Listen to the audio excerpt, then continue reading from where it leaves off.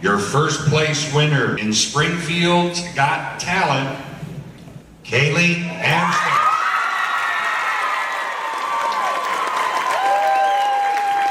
Do you have future plans as far as your talent is concerned? I want to win a Grammy.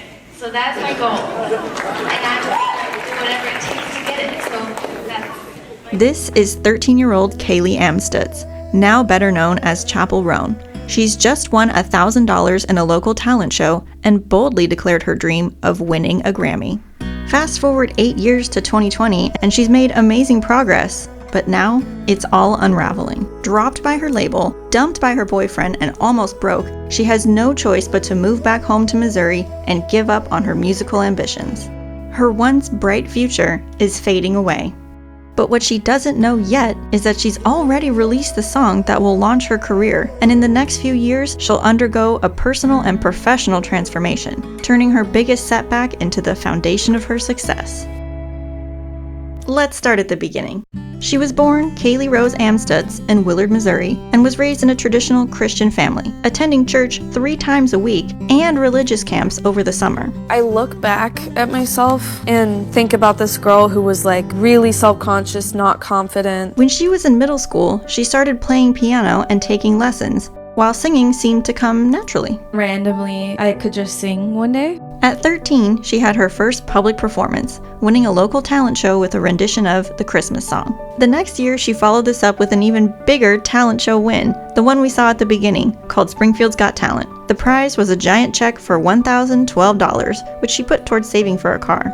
She started performing more covers and putting them on YouTube, receiving abundant praise for her voice. However, after writing some songs for a school play, she found her real passion was songwriting, and she transitioned from posting covers to originals. While at a summer music camp in Michigan, she honed her songwriting skills and wrote a song called Die Young, which she recorded in her friend's bedroom when she got back home. The song quickly became her most popular upload. Throughout high school, she continued to write songs and perform, building a modest but steady following on YouTube under the stage name Kaylee Rose. Although her talent was undeniable, everyone in her family doubted her ambitions of becoming a professional musician, except for one person. My grandpa's name was Dennis Chappell. I don't think he ever questioned my ability. He also was kind of the only person that was like, you don't need a plan B, just do it. The following summer, Kaylee auditioned for a more prestigious music camp in New York, where she was just one of 30 people accepted. By the end of the program, the campers had the opportunity to perform in front of industry scouts, putting her on the radar of major record labels for the first time. It was also around this time that musician and YouTuber Troye Sivan happened to see her song Die Young on YouTube. We found the song, it had like no plays, but her voice was unbelievable. So we started tweeting about it like, this girl is incredible. It had like 1,000 plays. Now the scouts really took notice, and soon offers came from all directions. After weighing her options, she signed a deal with one of the biggest labels, Atlantic Records. Unfortunately, she and her family had no music industry experience, and she didn't have an agent or manager to help negotiate, so she unknowingly signed a deal that would give her very little control over her career. I was signed to them for 5 years and a horrible record deal. But I didn't know any better because, I was a little kid. For now, Kaylee was just excited to be signed to a major label, and with her dream of winning a Grammy closer than ever, she dropped out of high school to pursue music full-time. Sadly, it was around this time that her biggest supporter passed away. To honor him, Kaylee changed her stage name. Roan is like a reference to his favorite song called The Strawberry Roan. Down in the horse corral, standing alone, is an old Cavallo, a strawberry roan. Over the next year, Chappell worked with her label to refine her sound and image in preparation for a mainstream debut, which came August 2017 with the release of her single, Good Hurt.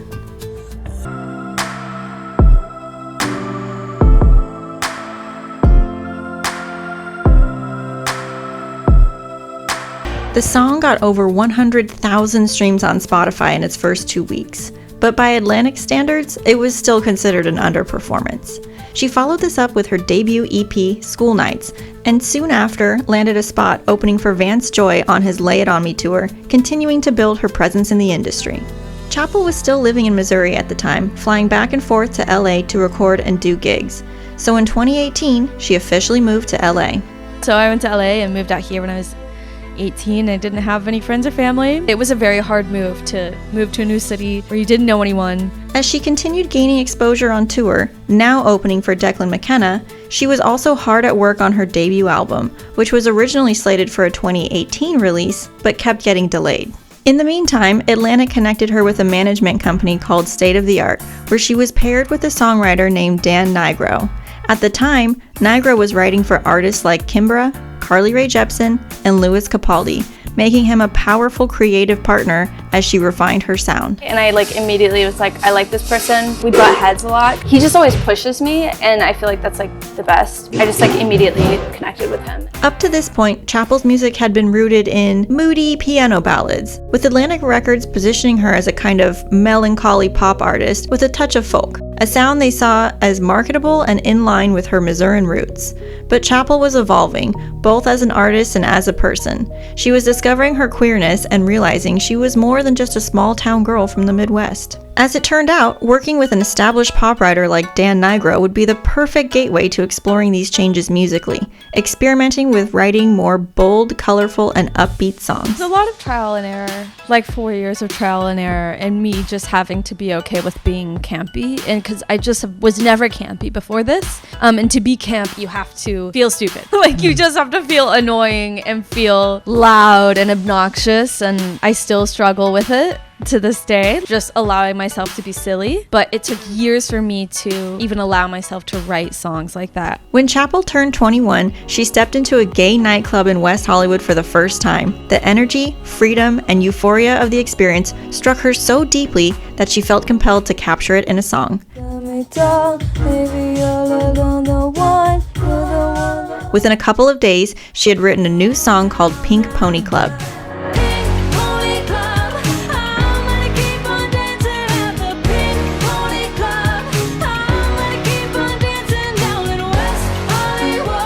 The song perfectly expressed her journey of self-discovery and served as a symbol of her artistic shift from Midwestern folk to the bold, glittering world of Hollywood dance pop.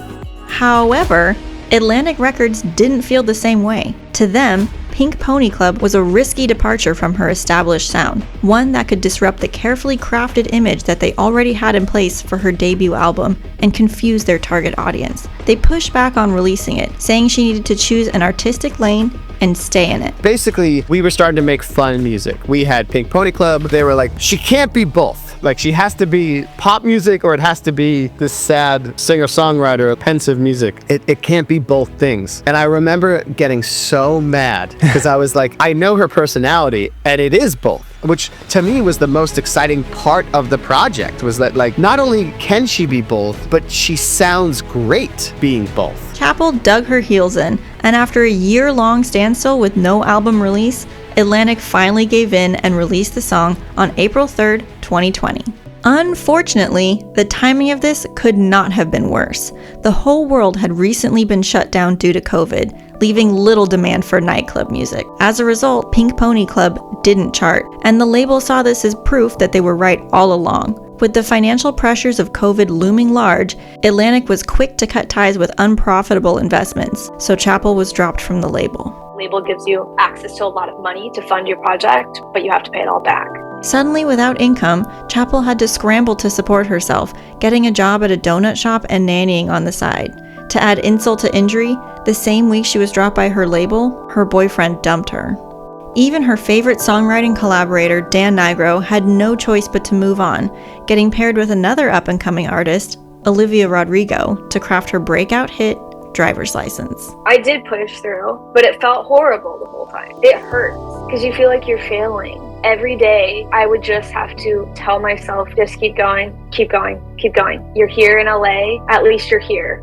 That means something. But eventually, even staying in LA proved too difficult on her reduced income, and she was forced to move back home to Missouri, getting a job at a drive-thru and seemingly giving up on her music dreams for good.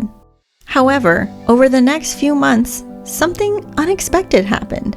Her failed experiment started gaining momentum on its own. Without label support, Pink Pony Club found life through word of mouth, appearing on a variety of playlists, being shared in TikToks, and spreading across social media. What started as a trickle turned into a surge, snowballing into a full-blown viral success, proving that Chappell's instincts had been right all along. Abandoned by her label and left for dead, so to speak, Chappell was rising from the ashes. Record labels soon came calling again, but this time, she wasn't a naive teenager. In her own words, I put the labels through hell.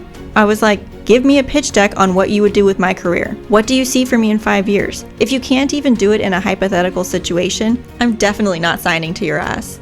She negotiated hard, eventually signing a deal with Sony that gave her far more creative freedom than she had before. She was also able to reunite with Dan Nigro to continue shaping her vision. Dan had continued working with Olivia Rodrigo on her debut album, Sour, and after introducing the two of them, Olivia decided to give Chappell one of the opening spots on her upcoming tour, exposing Chappell to a much bigger audience. From there, Chappell fully embraced the energetic dance pop sound and flamboyant visuals her old label had discouraged. She released Naked in Manhattan and My Kink is Karma, leaning into bright theatrical aesthetics and unapologetic self-expression. This job allows me to do and be whoever I want because there's no boundaries. And that was like the point of it all, to be anything I wanted. In early 2023, Chappell Roan embarked on her first headlining tour, Naked in North America. Though the venues were small, the enthusiasm from her growing fan base was undeniable. With momentum on her side, she released her debut album, The Rise and Fall of a Midwest Princess, in September of that year. She then hit the road again for the Midwest Princess Tour, which started off similar to her first tour, playing to crowds of at most 1,000 people. But after completing the initially scheduled run, Chappell took a break to open for Olivia Rodrigo again, this time on her Guts tour. By now, Olivia's fan base was in full force, leading to even greater exposure for Chappell. Chappell saw her streams go up by 32% in the first week of the Guts tour, so she made a couple well-timed releases to accelerate her already surging popularity. The first was a captivating performance for NPR's Tiny Desk concert series, which became her most viral success yet. The second was her single, Good Luck Babe, released just a few days after her last show with Olivia, and her most popular song to date, racking up 7 million streams on Spotify in the first week. With her popularity at an all-time high, she filled the newfound demand by extending her Midwest Princess Tour, this time playing massive venues and music festivals across the globe, solidifying her rise as a pop sensation. But by far her biggest accomplishment came at the beginning of 2025, when she was awarded a Grammy for Best New Artist. Chappell Roan! Finally fulfilling the incredible goal that she spoke into existence 13 years prior and validating the bold risks she took along the way. What started as a childhood dream had become a reality, not by following the rules, but by breaking them. And as she stood on music's biggest stage to accept her award, one thing was clear: Chappell Roan was just getting started.